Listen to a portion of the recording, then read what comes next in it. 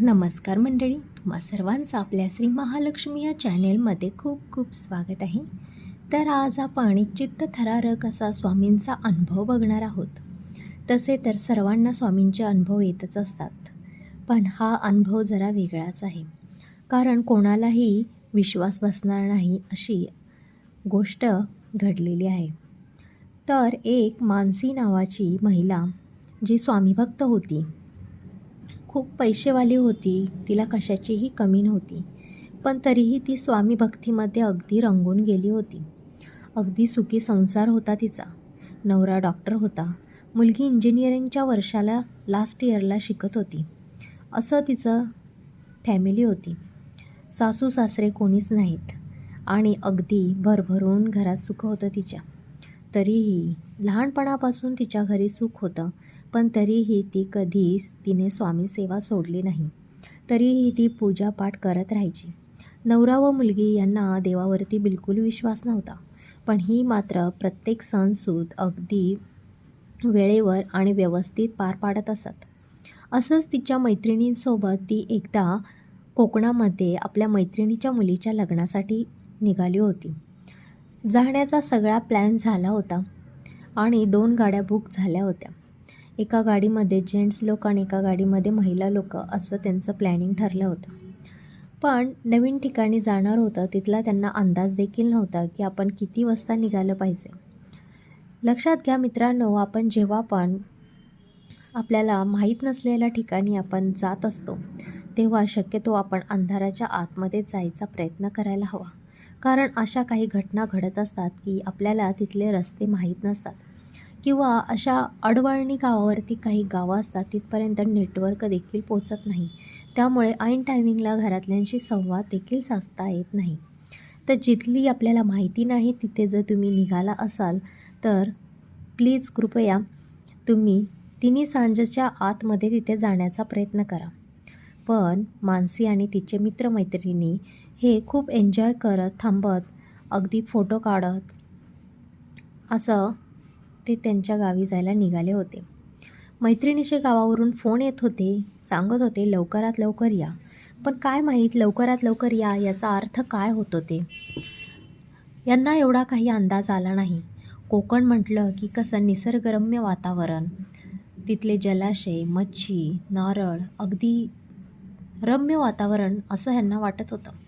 पण एवढा अंदाज नव्हता की कोकणातली वाटा खूप अडवळणी आहेत किंवा तिथे नेटवर्कचा काही प्रॉब्लेम असू शकतो.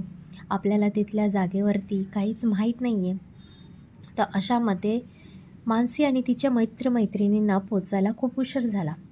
8-8:30 वाजले असतील. पण त्यांना त्यांचा जो मेन रस्ता होता तो सापडत नव्हता. हायवेवरून जेव्हा ते गावात आत निघायला चालू झालं तेव्हा 1 किलोमीटरवरती गाव दाखवत होतं, पण गाव येतच नव्हतं. 8चे 8:30 झाले, 8:30चे 9 झाले, तरी ते गाव त्यांचं येत नव्हतं. मानसीनं फक्त मोबाईलमध्ये पाहिलं होतं की चकवा बसतो, पण खरंच चकवा आहे हे साक्षात कोणीच अनुभवलं नव्हतं. त्यामुळे असा चकवा आपल्याला बसतोय की काय असा प्रत्येकाच्या मनात एक प्रश्न निर्माण झाला होता. पण बोलायचं कसं? बोलतानासुद्धा माणसाच्या अंगावरती भीती वाटत होती. कारण एवढा काळोभोर अंधार बाहेर होता. फक्त गाडीचीच लाईट दिसत होती. सगळीकडे टिपोरे जे रातकिडे आहेत ते भुंगभुंगवत होते. त्यांच्या लाईटी लागल्या होत्या. अशामध्ये तिथं काळं कुत्रंसुद्धा नव्हतं. पूर्ण काळाभोर अंधार पडला होता. सगळीकडे जंगलामुळे जास्तच अंधार वाटत होता. फक्त झाडे आणि चिमचिमणारे किडेच दिसत होते. अशामध्ये त्यांचा रोड देखील संपत नव्हता. आता काय करायचं? त्यांनी मॅपवरती बघितलं. गाव तर फक्त 1 किलोमीटर दाखवत होतं, पण 1 तास झालं ते फिरत होते. त्यांच्याबरोबरची जी दुसरी गाडी होती तीही त्यांच्या पुढे दिसत नव्हती आणि त्यापैकी कोणाचे फोन देखील लागत नव्हते. आता काय करायचं? मनात सगळ्यांच्या भीती निर्माण झाली. काही मैत्रिणी होत्या, त्यांची छोटी मुलं देखील होती. अशामध्ये जर गाडी बंद पडली तर काय करायचं? हा मनात विचार येत होता. आता आपण फसलो की काय असंही काहींना वाटत होतं. त्यांनी फोन लावायचे प्रयत्न करत होते, पण कोणाच्याच मोबाईलला नेटवर्क येत नव्हते. गाडी अगदी फास्ट चालू होती, तरीही रोड संपत नव्हता. 9 वाजले 8 वाजता ते हायवे त्यांनी सोडला होता. 9 वाजले तरी त्यांचं गाव त्यांना दिसत नव्हतं. ना आजूबाजूला एक झोपडी होती, ना एखादा तरी गाडी समोरून येत होती, की जेणेकरून त्या गाडीला विचारावं तरी, की नेमका हा रस्ता जातो तरी कुठे? कारण रस्ता संपत नव्हता. अशामध्ये जी मानसी नावाची महिला होती, ती खूप स्वामीभक्त होती. तिनं पहिल्यापासून स्वामींची खूप सेवा केली होती. तिने कधी स्वामींच्याकडे काहीच मागितलं नाही. निस्वार्थपणाने ती स्वामींची सेवा करत होती. अशामध्येच अक्कलकोटला जाणं, घरी पारायण बसवणं, स्वामींच्या मठामध्ये हमेशा दानधर्म करणं, असे कार्य ती हमेशा करत आलेली आहे.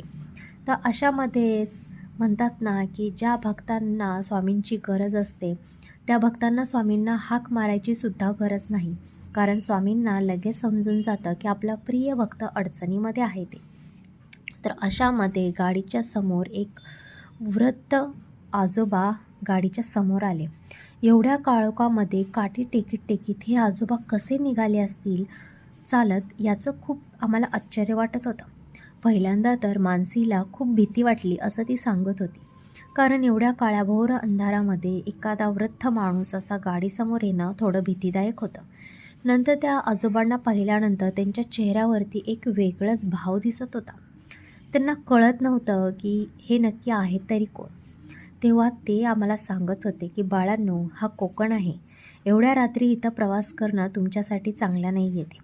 तुम्ही पुढून गेल्यानंतर तुम्ही राईट मारा आणि नंतर लेफ्ट मारा. तुम्हाला जिथे जायचं आहे ती जागा येऊन जाईल.